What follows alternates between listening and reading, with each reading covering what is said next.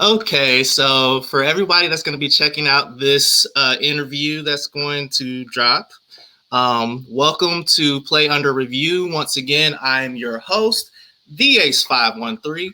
And like I said, today we have something special for you all. I am interviewing a woman, and she is the daughter. Oh, by the way, just to let everybody know, I'm going to be reading my notes quite often because I need to get used to this. But she is the daughter of Susan Spencer, who was and still is the first and only woman general manager in the NFL, also legal counsel and vice president.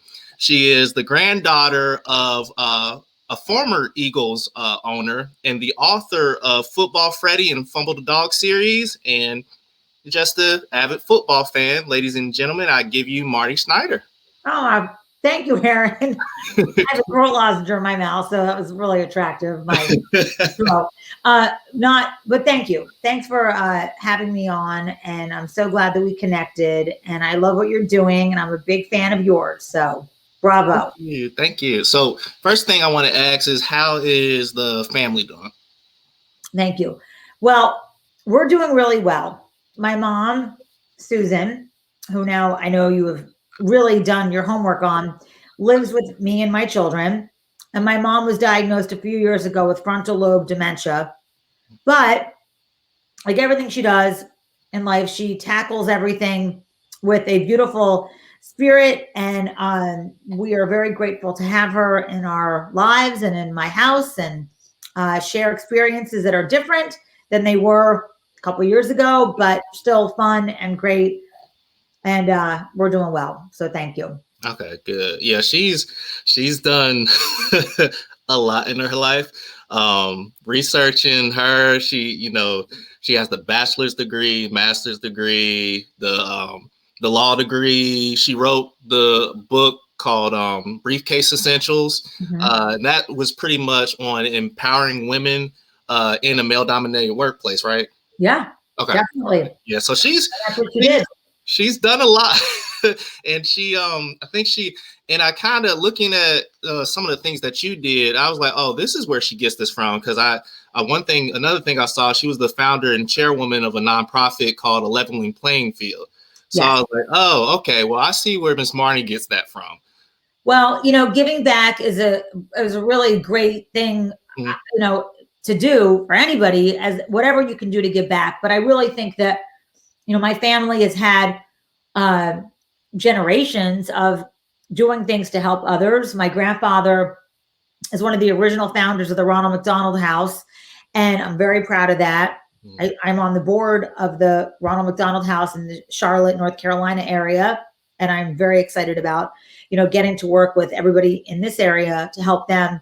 But ultimately, I think giving back is the best way to reset yourself. So I always tell my kids, if you're having a bad day, do something for someone else.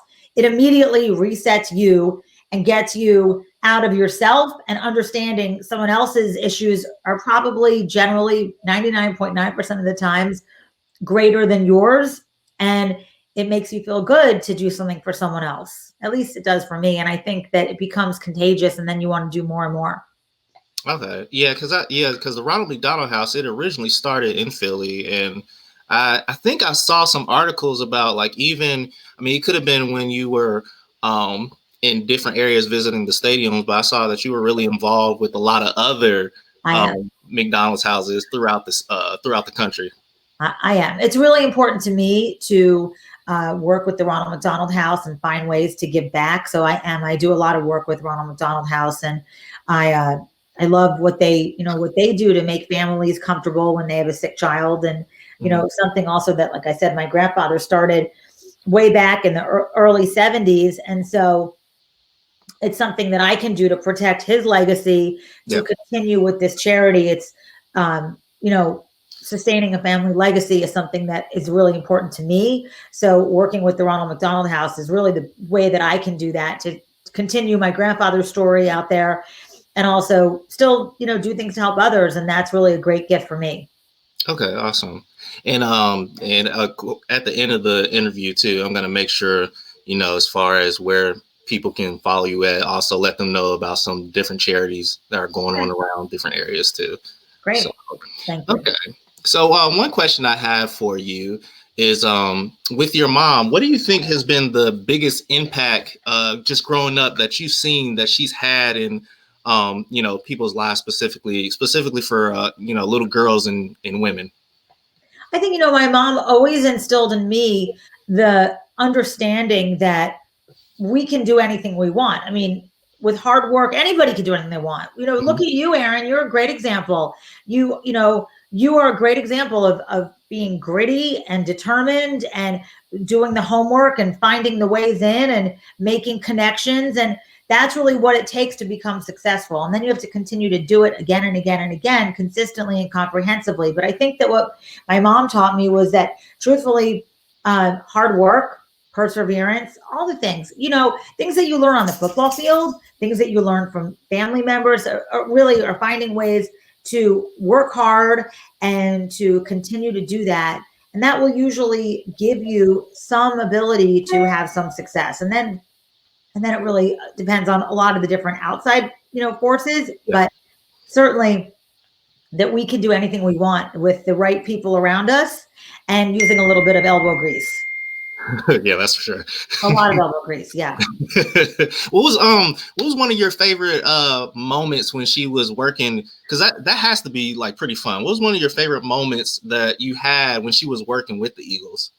Well, I think that there was, I was just talking about this. So it seems so glamorous, traveling around and you're on these planes with football players and you're going to all these cities. And there was definitely elements of that. But a lot of elements of just waiting and it's kind of boring and be like, I just want to get out of here or whatever. But I think that some of the highlights of being able to go to a city and having my mom take some time off from her job to travel around and like go to a museum with me or go to take me to some place that she really liked. Those are always really special memories that I have of doing things in different cities, going to New Orleans and walking down Bourbon Street with her and getting a praline and, enjoying that, or just things like those were the fun things.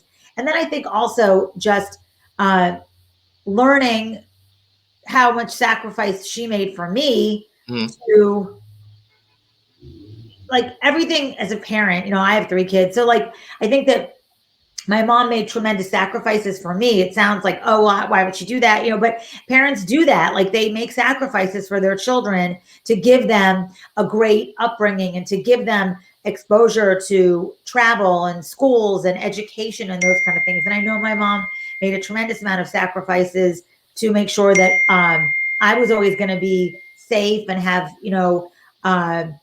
a good education and have food on the table and be able to do some nice things. I also loved getting to go to the stadium with her because that was fun. And even if it was off season, I might be bored, but at the time the Eagles and the Phillies shared the stadium. So I would get a chance to go to, the Phillies game. If she was busy, I would just walk around to the Philly side of the stadium and let myself in and get a hot dog and some popcorn and a soda. And I learned baseball that way. And that was something that also I was really thankful for, that I got a chance to experience other sports. It wasn't just about football, but it was really about having an understanding of other sports and other team sports, which are something that I'm very thankful for as well. Okay. So I guess that's kind of one of the starting points you had as far as being able to get into like all these, not even just football, but get into, all these other sports and just generally being a fan of like the various experience you can have with other teams. Well, I am a fan. I mean, the thing is, like, I love going to football games, whatever it is. Like, I'll go to high school. My kids play football, but high school football. But I think that being a fan is a great thing. You get to cheer and yell and, and get some frustration out and watch people do things that they're working, hard to do, whether it's at the high school level or whether it's, at minor league baseball. I love minor league baseball too. So I think being a fan is something that is a great thing. You can cheer on teams and watch people do what they love to do. And like, that is actually a really fun thing to experience. It really is a good time. It just is, because how much sacrifice they've made, their families made, everybody's made sacrifice for them to do that. And so I think that watching those, watching athletes in those positions, that's a great thing. I love that. And obviously then taking it to the highest level, whether it's professional football or Major League Baseball or whatever it is, or basketball, watching athletes compete, being competitive. We're all competitive. I mean, if you're not competitive, it's kind of like, you might not be a super competitive person, but we're all competitive in our own way. In some way, yeah. Yeah. And those are things that I think that recalibrate us as to like what we're going to do as far as, I'm competitive when it comes to charity, and I want to raise a lot of money for the charities that I'm involved with. I'm competitive in that respect. And while not playing professional sports, I'm a professional, fundraiser, I think sometimes. I think I can see that. It's important to me. Well, because I feel like those are things that I can have a voice for somebody else that they might not have. And that's a privilege that I can use my voice for that. And so I'm thankful. I want to do that. Okay. So I had actually one more question about your mom. Okay. So I did, when I was doing a deep dive on her, Yeah. because, sometimes when it's like limited information, some things don't make sense. So I have to kind of, put articles together like, okay, what's going on? So, I've seen in articles, we know that she is the first woman GM. She was the first woman GM for the Eagles. But I see articles about that. But then when you look on, like, I think I was on Pro Football Reference, but when you look on there, they don't have her listed. And I was like, well, why is that? And so, I looked more, and I think what I have found was during the time where, she got hired on, she had made a list of, people that the organization needed to move on from. And I think at the time, the then general manager was one of the names. And apparently it was something about him staying on payroll, but, being relieved of his services still.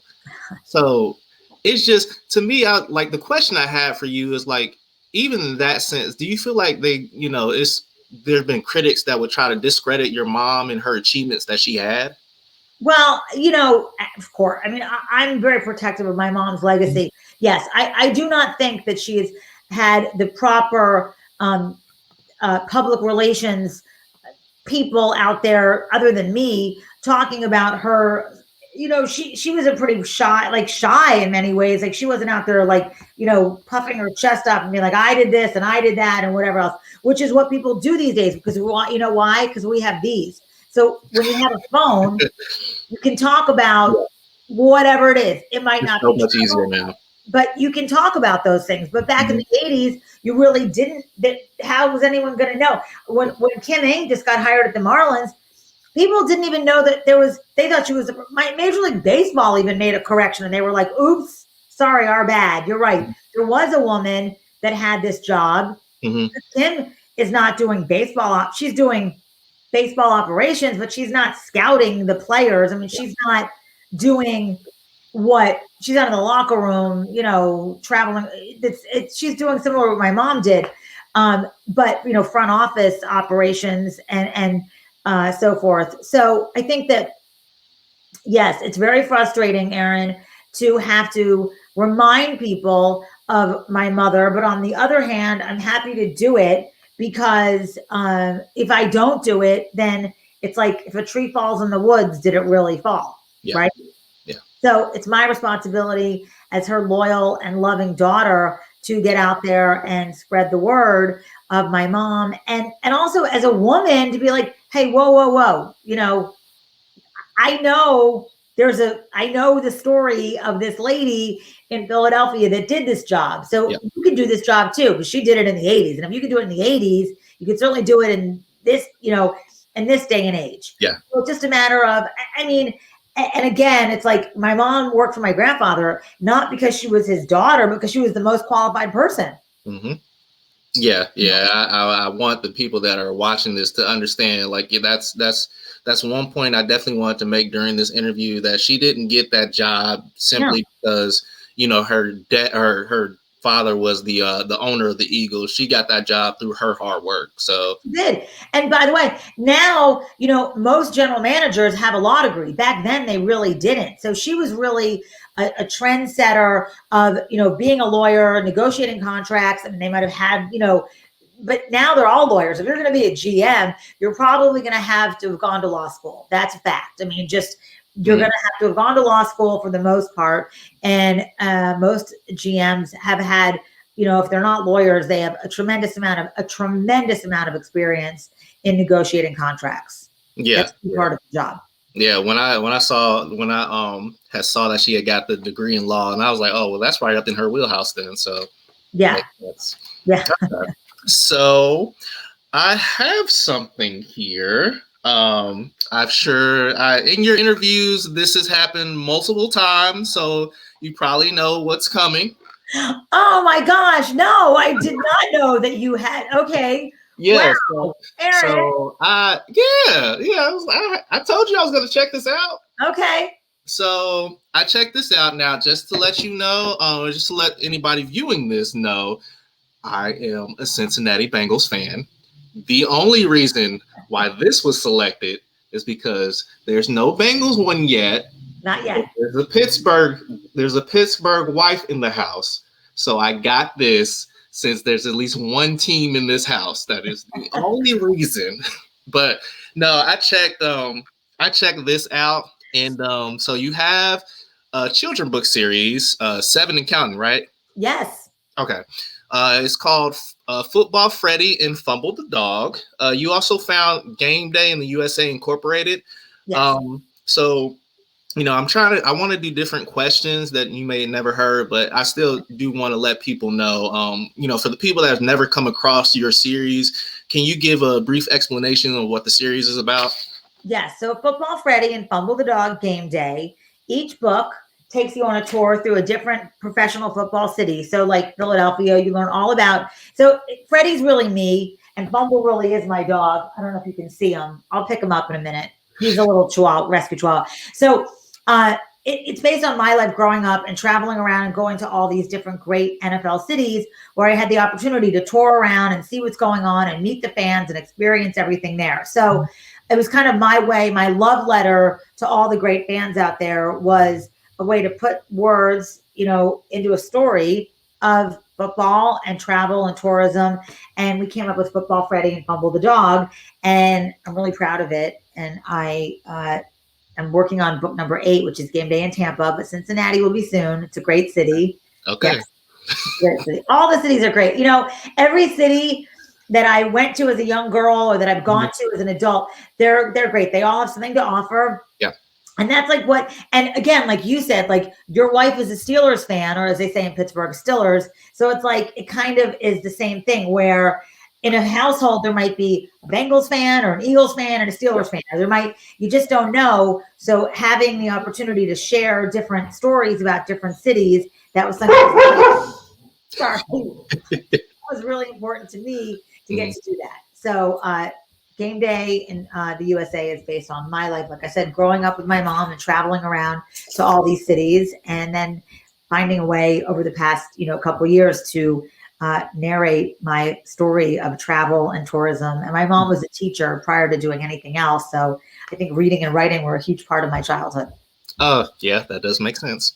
Yeah. Okay. So I know, one of your previous interviews, you had talked about meeting friends and family all over the country, and that really being the genesis of your book series. It's also been a family affair with, your kids and your mother being involved as co-authors as well. Yes. So, looking at the interviews, like what was the day though, where the light bulb went off and you were like, I'm going to write a book? Well, it started a long time ago. I think that, when I was younger, I would write, we didn't have iPhones. We didn't have a lot of stuff to play around with on airplane rides. So I did write stories and I wrote creative writing and I did all these things. And then about 4 years ago, I was approached to write a book about my grandfather kind of being this colorful, larger than life guy. And I was like, I could do that, but he was really just my grandfather. So it didn't seem that crazy to me, these stories. But I said, what I could do is write about my experiences growing up with my mom and traveling around and getting to see all these great cities. And then weaving in other kids from other places that I met along the way, or that now are, a lot of the characters are my friends' children or whatever. So that was kind of how we started. So in every book, with the exception of Philadelphia, Mhm. Freddie as a tour guide to show her around. So in the Pittsburgh book, the young man Hugh is a real person, and his mom Stacy is my college roommate, and Hugh is autistic. And I wanted to find ways to celebrate and highlight all children. You know, I mean, whatever it is, whether you wear glasses or whether you're white, black, brown, you know, whatever color, whatever wheelchair, this, that. It was important to me to be able to show my love for all people and highlight my friends' children and celebrate them. And that's, I think we've done I'm really proud of what we've done with that. And again, I think sports is a universal language, Aaron. So if I can show love through sports, and if I can be the mouthpiece for some of that, then I'm hopeful that we can all kind of come together. We might not like the same team, but we might agree that like that was a good game. Yeah. That's emotional when I talk about it, because it really is important to me. It was really part of my childhood, you know, getting to make a lot of friends all over wherever I was, and learning about, you know, all sorts of different people is such a gift. And that was like for this book, the book that she was talking about, as far as her tour guide and you know, him having autism, it was in this book. And that was actually, I was talking to my wife, I was telling her that's one of the favorite, like my most, like the favorite things that I found about this book was like the way that you explain what autism was, just like in a simple way, you know, letting people know, like, you know, there's nothing wrong with them. He just has a condition that, you know, makes it hard at times for him to express himself or talk about what he wants to talk about. So yeah, so I was looking at that. I was like, that's a great way to, you know, explain, especially it being the kids' book, this day and age where kids, how mean they can be growing up. So yeah, so I just wanted to add one point I made. I just wanted to say I thought that was a really good thing that you did for that book. Well, thank you, Aaron. Thank you. I appreciate that. I have a funny story about Stacy, Hugh's mother. We were at the Professional Football Hall of Fame, and Stacy is a Steelers fan, and she was wearing a Steelers shirt. And everybody, okay, so when we were walking around the Pro Football Hall of Fame, this is funny. There were a couple of people there that had either Bengals shirts on or brown shirts on, and they were walking up to Stacy, and they were like, "Hey, lady, your shirt's dirty. You got a stain on your shirt." I love it. It's beautiful. My wife's probably not gonna like it, but I love it. Steelers fan. She was like, they're Bengals fans and Browns fans. That's why they're doing it.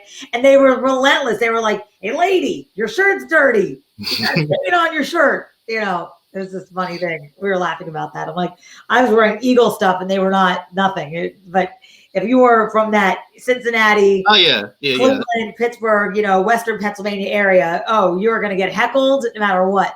Yeah, you look at the Eagles fan. Oh, okay, you're cool. But what about her over there?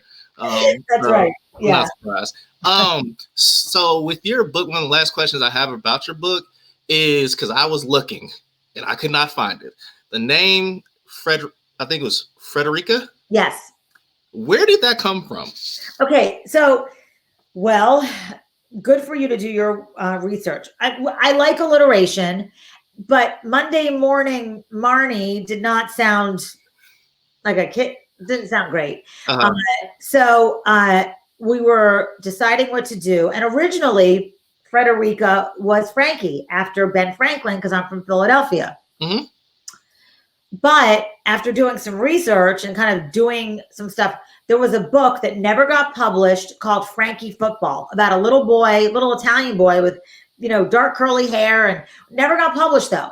But I was like, you know, okay, maybe we're going to change Freddie's name or change Frankie's name. So I wasn't sure. And I wanted it to be a name that could either be a boy or a girl, because I am Marnie. People thought that I was Marty, Arnie, Barney, whatever it is. So we kind of thought for a second about Faith as the girl's name, but I was like, that's too much of a girl's name, and I don't want, you know. So Frederica kind of came up, and I was like, all right, that works. And so she is, and now what's kind of funny, and the irony of all of this, is that Fred Hill, who played football for the Eagles, and Fred's daughter, Kim, is really the reason why the Ronald McDonald House first opened up because Fred played football for my grandfather. So now I'm kind of like, oh, well, maybe deep in the, in the nighttime, I was, channeling Fred and Fran Hill. It was going to be, whatever. So, so I always tell Fred Hill, I'm like, yeah, I named her, I named Frederica after you, Fred. Okay. So, it's not exactly true, but I can rewrite the story and say, so Frederica, that's how she was named. It's not anything other than just using some creativity because we wanted some alliteration and like Irving. Here, I'll get you Irving. Irv, come here. His real name is Irving, but his stage name is Fumble. Hold on a second. Here he is. Here he is. Oh, here's a little man. Trying to hide. Here he is.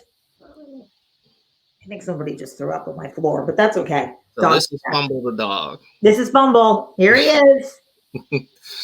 He's like, look, I am over it today. Hi. Hi. Hey, Fumble. You see Aaron? Hi, Aaron. Hi. You're like, oh, I'm so over it.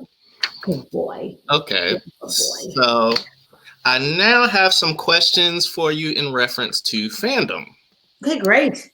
So, so I know from my research that at this point, you're not necessarily an Eagles fan, but a football fan. Correct. So, I'm an Eagles. I mean, obviously, I love the Eagles. I mean, I love football, but I mean, I do love the Eagles. I just have, matured into a football fan. Okay. Just overall, all around football fan. Well, I like Aaron Rodgers, and he does not play for the Eagles. Yeah. But I love Carson Wentz, and now Carson is, he's in Indianapolis, so we'll have to see how that works. But I love people I love teams and coaches and players that do, a lot to give back to their community. So those are the people that I like. Those are the kind of players that I like, and those are the kind of teams that I like. So that's really where my passion lies. I didn't understand that. I like Lamar Jackson, but he just plays for the wrong team. So, I understand that a little bit. Right. So, I saw that you work for NFL Films. Did that kind of contribute to you being like an all-around fan of the game?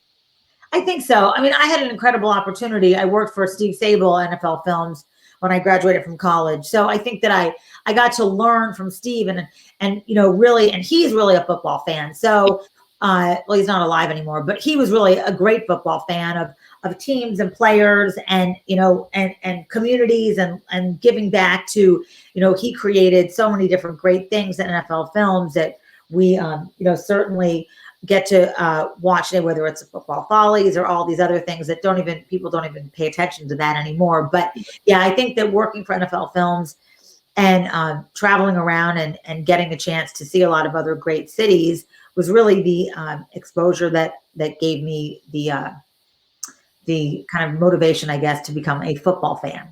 Okay. So what about your kids? Like, is there a black sheep in the family, or do they just kind of, hey, I love the Panthers? Well, okay. So my oldest son loves, he does love the Eagles, Jonathan. So, he's 20 and he loves the Eagles. My daughter is an Eagles fan, but she's kind of like me. She likes, she likes the Eagles, but she likes all the other teams too. She, I guess, she would, she's a senior in high school. So whoever's the cutest, that's how she decides who she's gonna, whether it's let's see. I'm trying to think of who it was last year that she was really well, I mean, of course, Jared Goff, who, he's cute, but I think she likes, Michael Thomas from, the Saints. I think whoever's a cute guy, playing football, she's now, interested. Aaron Jones from the Packers, yeah, those cute young guys. I can't blame her, Yeah. Like that. Yeah. And then my youngest, he is a big Peyton Manning fan, which is interesting because he kind of caught Peyton at the tail end of his career. Yeah. But he loves Peyton, so he loves the Broncos, which I'm like, well, Peyton was, oh, look at you. You're so cute. Yeah, he loves Peyton, and so he loves the Broncos. So I guess he's probably the the one that we're like, how did that happen? But yeah, he's a big Broncos fan. Yeah, it happens. Big fans these days, so it's okay. Yeah, it happens. My niece, my niece and nephew, of course, they're trying to raise them to be Steelers fans, and we were talking about in her hearts of hearts, for whatever reason, we think our niece is a Dolphins fan. We don't know where that came from. I think partially she likes Dolphins. I like Dolphins. I get it. Yeah. Yeah. So, that was a great season. So do you have? I don't think you do, but I figure I would still ask you. Do you have a least favorite team in the NFL? I don't think so. You don't think so? No. Mm-mm. I mean, least favorite? No. I mean, I guess like if I'm gonna go back in time at the time, sorry, dogs are, he's the one who just threw up. So I think he needs some attention. So I get to, we all get to clean up our dog's throw up when we're done with our interview. So glamorous life over here. I think that, I guess for a time being, it would my least favorite team probably would have been the 1981 Oakland Raiders. I had a feeling you were going to say that. But I've moved on from that, and I'm good friends with Rod Martin, who played for the Raiders, and he's a great guy. So it's hard for me to not like them now. But I think back then I would have said the Oakland Raiders. Yeah. The 81 Raiders. For people that are unaware, I think he broke the hearts of a lot of Eagles fans at the time. I think he had like 3 interceptions He did.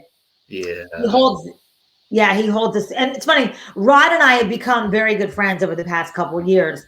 And, that's one of the things I love about football is that now Rod, I love Rod Martin, and every Super Bowl I cheer that his record won't be broken.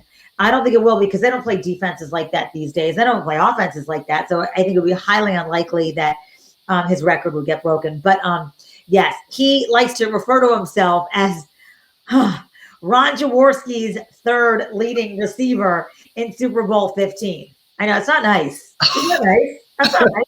No. Oh, that's not nice at all. Dang. Okay. Nice. Well, I mean, yeah, that's how fandom is. Yeah. But but now I do root for him that his record will not be broken. Yeah.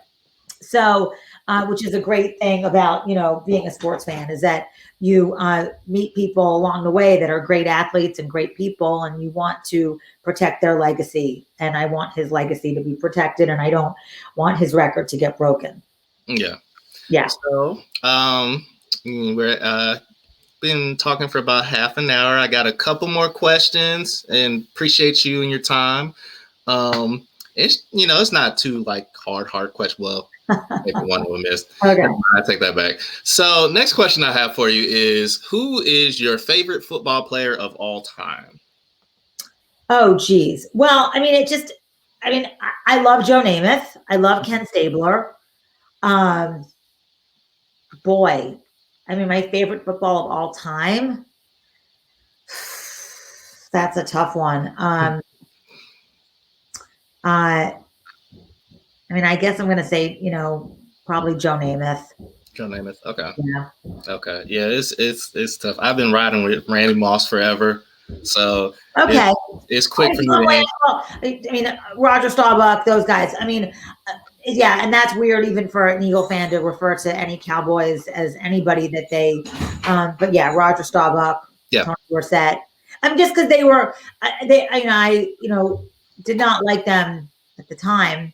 Jim Plunkett. Look, he was a journeyman quarterback who ended up, the Oakland Raiders, that 81 team, they were the first team to ever win a wild card and then make it to win the Super Bowl. So it's at this point, yeah, it would have been great if the Eagles had won, and I wish they had, but I, certainly have great respect and admiration for the players that were there that just kept coming back and doing it again and again and again. So that Raider team of 81, Rod Martin has a great story, obviously, like I said, Jim Plunkett, great guy. Tom Flores was their head coach. It was just a great operation that they had, my goodness, so many people, Cliff Branch, they were tough to beat. Mm-hmm.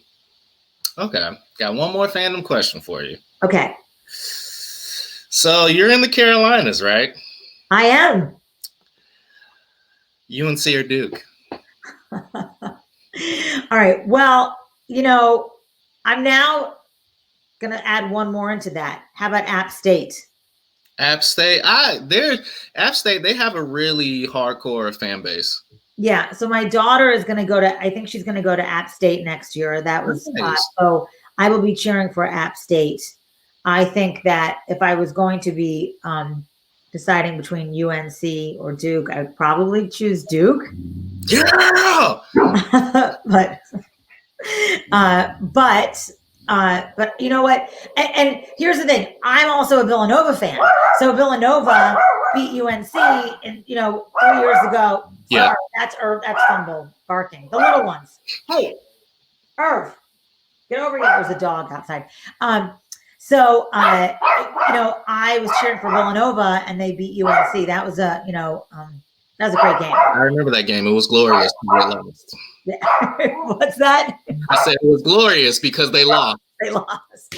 Yes. I know. Yeah. A lot of people, we were not living in the Carolinas then. I was still living in California, but growing up in Philadelphia, my mom went to Villanova Law School. I remember in 1985 when Villanova, Raleigh Massimino, when they beat Georgetown, that was a huge deal. Huge. And they had not won the basketball championship since then. So then winning it in 2017 was 16 or 17. I think it was 16. Yeah. They won it in 16. I think they won it again in 18. Villanova. They did win it twice, didn't they? Mm-hmm. They did. They won it in 2018 and they won it in 2016. Yeah. Okay. I think so. Your memory is better than mine. But yeah, with Villanova, with certain things, I can remember them. Yeah. No, I got you. So, got a couple of randoms for you. Okay, good. So, for the people that don't know, Miss Marnie Schneider, was previously a movie star. Wow. How was your experience in The Wedding Singer and The Bachelor? I know I saw in The Wedding Singer, I actually got a picture from you, or I got a picture online of you. She was one of the, what do you call them in the flight? Lord, I don't forget. There we go. She was one of the flight attendants in The Wedding Singer. She was also in a movie called The Bachelor. So how was that? It was great. It was great fun. Adam Sandler is a professional. It's like, being around world-class athletes, actors, whatever. They know what they're doing. They, you show up, and if you're prepared, you're going to have a great day. If you're not, they're going to be like, get her out of here. She's an amateur. So I did my homework and worked really hard. I did not want to be thrown off the set. Yeah. It was great. You know what? Those are great fun things that I had the opportunity to do in my earlier days that I certainly, will turn on, TNT every once in a while, and the Wedding Singer's on, and The Bachelor. I had a little bit of a bigger part, but sometimes in editing they change things around, so my part was cut down a little bit, not for performance, but for continuity and storytelling's sake. So I was in The Bachelor movie, not the TV series, although I do love The Bachelor, and I think that that's a fun show to watch. I don't watch it that often, but I do occasionally will put it on and enjoy it with a bucket of popcorn. But The Wedding Singer was lots of fun. The sad thing was when I saw something about you being in The Bachelor, my mind, it went to the series. So I was like, she was in The Bachelor, because there's just so much juicy stuff on that show. And I was like, hold on, let me go. Oh, the movie. Okay. I know. Yeah, it was a little, if they do an old person version of The Bachelor series, maybe I could, Emmanuel Acho would take pity on me. He did play for the Eagles, and he would say, here, we'll put you on the show. No, I'm just kidding. You don't even look your age anyways. Thank you. Well, thank you, Aaron. Good lighting helps. Thank you. So I saw in an article, I just had to confirm. They were saying that in the article that you spoke French and a little bit of Spanish. Are you fluent in Spanish or like any other language? People ask me that. In French. No, I'm not fluent in French. I'm definitely not. I can speak poquito. Okay, poquito. Espanol. I've had, I've had some people, lovely friends in my life that do speak Spanish, and I try to have them speak in Spanish so I can listen to it and communicate with them, just so that I am more relevant. Like, the more you know, the more interesting you are. And I can say, una más cerveza, por favor. I got that one down pat. I don't even drink it, but I can say it, so that means another beer, please. If you're that's a good thing to that know. Is a universal. I mean, that's una más cerveza, por favor. One more beer, please, and gracias. That's all. That's, if you can say those things, lo siento means I'm sorry. Those are nice things to say. Muchas gracias, like all of just conversational. Because I think that if you can, be empathetic with somebody who doesn't speak your language. And I think sports is a universal language, truthfully, but French and Spanish, those are important languages as well. But a little bit of Spanish will take you far. Okay. And you actually asked my last question earlier, because I was going to ask you, when is Freddie and Fumble going to visit Cincinnati to check out the Bengals? Soon. We have a whole slate. So right now I'm working on Tampa Bay, which will come out August. And it's like Tampa Bay, St. Pete, Bradenton, Clearwater, and then Kansas City, Las Vegas. Cincinnati's in the mix. I like Cincinnati. I think it's a great city. All Cincinnati, Cleveland. I know, but I know. They're all, they will sooner, within the next year, Aaron, we will have all the books. It's just, right now what we did was we created a bunch of books and said, let's see if people like them. And people do. So then it was like, okay, well, let's go do some more. And I love to keep busy, and I love to get my books out there to schools and to families and communities, and finding ways to get them into the Ronald McDonald House, and getting kids reading, and sharing my love of travel and tourism and history and fandom. Those are things that really excite me. So Cincinnati will be sooner than later. It's a great city, Cincinnati, and I'm looking forward to writing some of the the books that I know that our fans have been asking for, like Cincinnati, Buffalo. People keep asking me for Buffalo a lot. So I'm not even a Buffalo fan, but I would love to read that book. Yeah, Buffalo. Well, when I was younger, we lived in Rochester, New York, so I like that whole upstate New York area. And the thing is, a lot of people that are Buffalo fans are from Cincinnati or Cleveland, because they're all kind of so close. It's Erie, like it's all kind of in that same area. It's not that far. I mean, it's not that far. So Bills Mafia is crazy. I love them. Yeah, the Bills Mafia is crazy. Yeah, they are definitely a crazy. Well, it's so cold up there. I mean, between Green Bay and Buffalo, those are, to me, like the two coldest places that football teams play. Yeah, Chicago too, but I mean, Green Bay really gets it, and they play outdoors. So, Cincinnati is, it's coming soon. Okay. Yeah. Good. All right. So those are all the questions that I have for you. Want to definitely still want to know where, anybody be interested in following you on social media, where they could check you out at.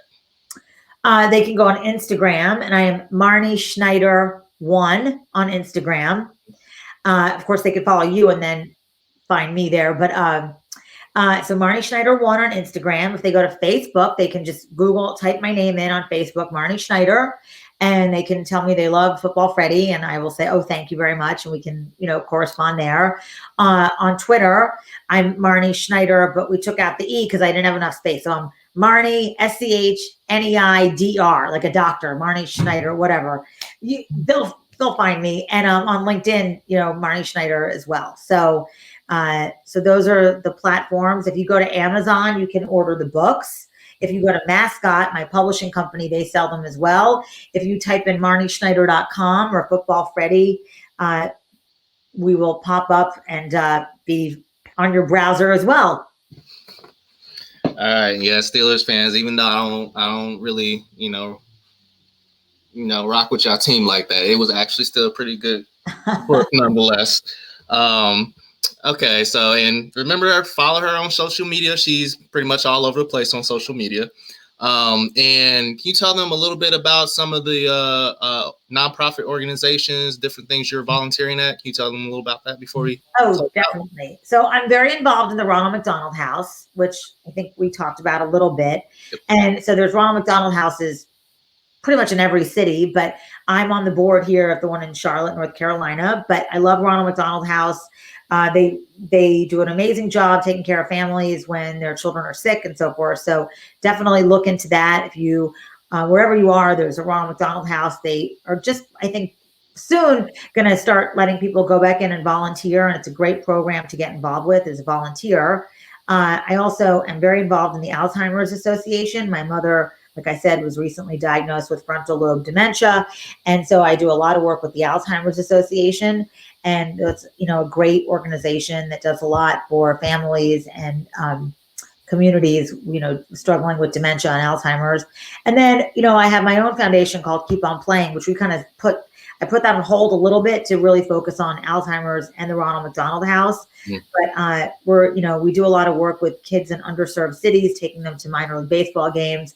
I love getting kids an opportunity to see a game live. Minor league baseball is like the best thing to go see live because, the tickets are not expensive and you get really close and you get a great seat, you get a hot dog, and you get to really enjoy the experience of it without having like a huge financial investment in it, because professional sports games like NFL and Major League Baseball and basketball are really expensive. So going to minor league games is great. Players love it. You get to see a lot of this like world-class talent that has not made their way up to the major leagues yet, but it's always really fun to go do that. So I think that hopefully this year we'll have some minor league baseball games open up to fans, and that's a great thing to do. And Aaron, we'll talk about, in your community, getting some kids with the Boys and Girls Club to go to a minor league game and bringing them. I love that. That's something that I've really enjoyed doing over the past couple of years. Again, I didn't get to do it last year because it didn't exist. It existed, but they shut down the entire minor leagues. So hopefully this year we'll get to go back and do that. But truthfully, or buy a book and go donate it to a library. Libraries are great places, and I love libraries, and you can really enjoy, learn a lot from going to a library, get a lot of history there. Librarians are cool. Like when a librarian tells me that she likes my books, it's like the best compliment ever because they know books. It's like a chef. Yeah. You're a good cook. I'm not a good cook, but a librarian saying, "Oh, your book is really good," that to me is a huge compliment, something I'm so thankful for. So when a librarian compliments me, I feel like, oh, wow, that's so nice. Yeah. Awesome. Our teachers too, or kids, or you, like when you compliment me and you're not even a Steelers fan. With Marnie Schneider once again. Thank you for your time. Thank you. And everybody have a good one. Thank you. Thank you, Aaron.